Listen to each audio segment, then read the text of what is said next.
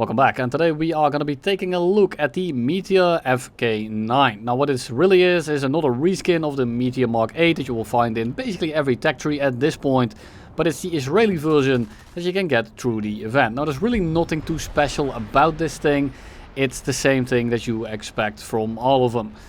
If you haven't flown a Meteor Mark 8 before, well, it's pretty simple. You are on the relatively slow side, you have pretty decent acceleration, your roll rate is great, your aimability is great, the guns are easy to use and have a lot of ammo, and of course the turn rate is pretty damn good, as well as the retention. And overall, it's a very ergonomic and easy plane to play, and all you really have to worry about is getting ran down by stuff like the A5 Sabres and everything else that is faster than you, which is a lot of the planes at 8.0. But you can get away with a lot, and in RLB it's pretty easy to just kind of go in and go ham. You don't really have to worry about too many things. You just want to not get pushed into another guy as you are dogfighting them. You don't want to get third party because, well, the plane is kind of slow and you do become a bit of a sitting duck. Now it can survive these engagements because you are of course maneuverable enough to deal with these things, but you want to avoid them overall because they will just make you a very easy kill. Whereas normally this plane is pretty damn annoying to shoot down because the damage model is pretty damn great, and because it's so agile and it moves around so easily, you can basically always move out of the guns of the enemy, provided you're in a good position with enough speed. Now, how do we play this thing? Well, I kind of just describe it. You just want to kind of pick your engagements. You don't want to, you know, anger the entire beehive. But you can do so in the right circumstances, especially in the down tiers, where you are one of the faster planes in the bracket, because of course there will only be 4 8.0s, and the rest is going to be 7.7, 7.3 and 7.0. And in these kind of lobbies, this thing is an absolute menace, and you can kind of just do whatever the hell you want. But that is the issue with the compressed matchmaker at this battle rating. And this goes for about all these planes at 8.0. In a down tier, they are basically untouchable. If you get up tier at all, they are pretty balanced in a way. But it really just depends on the nations you are facing, as well as the planes that you are up against. Now here we dive on the A5. That's a plane that I really want to get out of the lobby. And it's a plane that I will sacrifice my position for if I do get the opportunity to shoot them down. Normally I just kind of look for target-rich environments and make sure to kill as many people as quickly as I can. Because focusing on a singular guy that can very often just run away from you, especially the old legacy 9.0 top tier jets. Think about the Sabres, think about the MiG-15s, MiG-17s, Hunters and all those things. You're just going to be wasting your time trying to run these guys down. So when they do, you know, put themselves in a spot where you can very easily kill them, try to take it early on, because later on in the game, especially when they aren't like kind of distracted by someone else, there's a very big chance they are just going to be an absolute pain in the ass. Now you can of course let these guys onto your 6, try to reverse them and all that good stuff, but at the end of the day they have the upper hand and they do control the engagement, and you want to get away from that. So we kind of just play this thing like an angry bee. We go into the room and we try to sting everyone. Just be careful, again, as I said, you want to be careful of the people that are coming in from the third party. And with this I don't mean the second or third guy, I mean the guy that is outside of your containment zone, so to speak. If they come in with a lot of speed, there's a very big chance that you are gonna get licked up by this guy without your consent. So here again we go for one of the MiG-15s, we take him out, we dive out, and now we are in a bit of a shitty ass spot. We are slow-ish, we're going about 850 kilometers an hour on the deck, but it's a high altitude map, it's an F3H, he has missiles, and I don't want that guy to be parked onto my ass. He loses a lot of speed very quickly, he has AIM-9Bs, and at higher altitudes they're harder to dodge, so we want to turn in preemptively. He kind of ruins my entire engagement.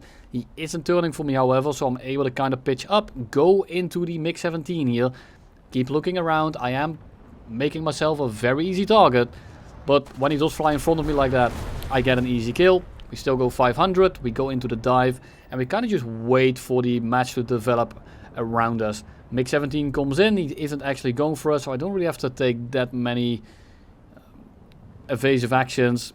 He keeps on going. I keep on flying straight for this MiG-15. It looks like post-editing now that his engine was out. I wasn't really paying attention at the time. But yeah, you just kind of let the match play around you. Let it happen. This is a very shit spot to be in if your team does manage to lose. But that's why I'm going for planes like the MiG-17. That's why I'm going for planes like the MiG-15. I want to focus on the planes that are important, and I will ignore planes like the AR-93 or perhaps something like an F-9F. Because with the F-9Fs, I'm literally just them but better. Maybe the F-9F has a slightly higher top speed if it really wants to try. But in the average match, I will absolutely rinse that thing any day of the week, because it's just so much easier to play, so much more forgiving.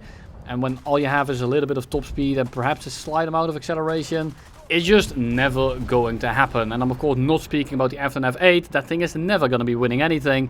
I'm talking about the F-9F5. Now here there's one on my 6. He is slightly slower than me in this kind of scissory kind of motion. It's detrimental to me to be slower. But I'm still outturning him. I pull him into the scissor. You can tell I'm very easily, slowly gaining on him, despite him being onto my 6. He's basically stalled out, but at that point, he gets third party.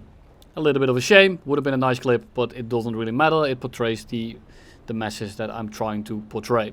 F3Hs are a bit of the bane of your existence. They might come out of nowhere. They might lob an AIM-9B at you, and these missiles on their own aren't that big of an issue, but they can be very dangerous if you're kind of slow and someone else is also on your 6 and you're not really able to pull out in time and you're forced to fly into a certain direction. These AIM-9Bs can ruin your day, but in this case, the second you get close enough, the AIM-9Bs become essentially useless.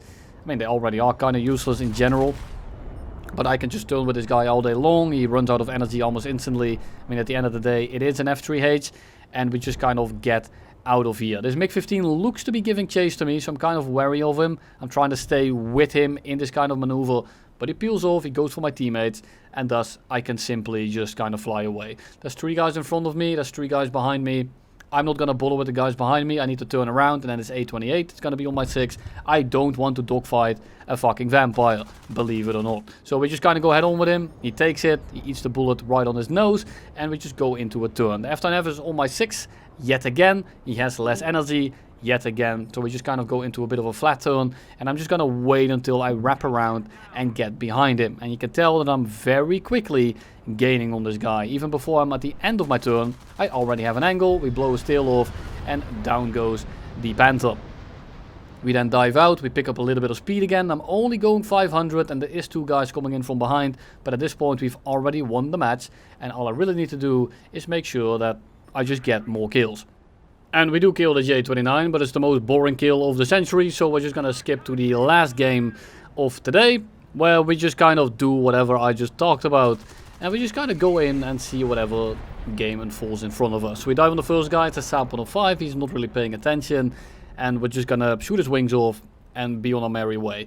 Holly over there, or Caged Puppy Boy as the guy is called, is in the C2B at 7.7 now. It's a little bit criminal, but we're not gonna speak about that for now. And we're just gonna kind of climb into the clouds. Now this is a recipe for disaster or a massive W. Because it doesn't really matter here. If one of those guys is unspotted and kind of comes out of nowhere, I'm just gonna be good. So we just kind of climb into the group here. They're all gonna be focusing on the 262. And you can tell them instantly locked on to the A5 and the F3H, because these 2 guys are gonna be the most annoying in the long run. So I try to go for him, he goes head on, he sees me somehow. He doesn't hit me luckily, so we just kind of keep on flying straight. There's no reason for me to keep going for them. They're all going relatively slow, they're all pitching up for Caged Puppy Boy. So we're just gonna pitch up and see who we can go for. The F3H in front of us is already gone. I can't really pull into the A5, so I switch back over to the F3H. He gets severed, we take his wings off, and then we go back down, and we kind of should have gone for the A5 right there, but I kind of just did whatever the hell I felt like. There's people everywhere. I tried to get one more kill out of them, and it didn't really end up working out. So now I'm forced to go into the defensive, and that's exactly what I am gonna do. I'm gonna spiral them all back down to the deck, so even if they do kill me, I'm gonna burn away all their energy, and they're gonna be an easy kill for my team. And this will still impact the win rate, despite me not doing the actual work for it. I just get these guys slow, I get these guys on the deck, and this way my team has an easier time to kill people. And this is kind of the Angry Bee effect, where you go for everyone, everyone goes for you, and because of that, everyone becomes a bit of a free kill. J29F comes in, shoots a missile, we go for the defensive. I kind of pull in front of him because I want him to overshoot. And then he suddenly decides that I don't exist anymore. Object permanence is a very difficult thing, and he starts flying directly in front of us. We leave the plane a little bit, we set him on fire, and down goes the Swede. And at this point, the game is basically won. We're looking pretty good. F2 coming in, or F35 in this case. And I can't really pull into that, it's way too fast. We do have an F3H on the 6, and it's the same thing as earlier. I do not want that guy to latch onto my 6, because he is 100% going to be killing us. Now his wing gets taken off, so it becomes a bit of a free kill. We make sure to shoot a bit at him. We get some hits in, we shoot some more, we miss our rounds. He goes into the ground, and at least we get an assist out of it. F35 coming back in from behind. We do want to set up so he doesn't end up directly parked on my 6. Because we are relatively slow at the moment, and my teammates are all not doing too well either. So we just kind of do a horizontal loop. We stay on the deck. We kind of just wait for him to do something. But at this point, the game is 100% won. So all I needed to do now is just kind of wrap it up. And we do this by not going for the guy that's being chased by 7 different people that are mostly all faster than me. I'm never gonna get the kill before my teammates do, so I'm just gonna peel off and go for the volcano. Now this A4E is trying to use the terrain. The spotting system kind of just fucks him over, and he ends up pulling directly in front of us. Now he gets crit, not like he would have won that dogfight regardless, and all we need to do now is just kind of, well, wait for him to die. He is crit, he's in a worse plane, I just kind of put the cursor on him, and if I keep it up long enough, even without his damage, he will end up directly in my gun sight, and going straight back to the hangar. And that's all I have for you today. Thank you all for watching, and you'll see me in the next one.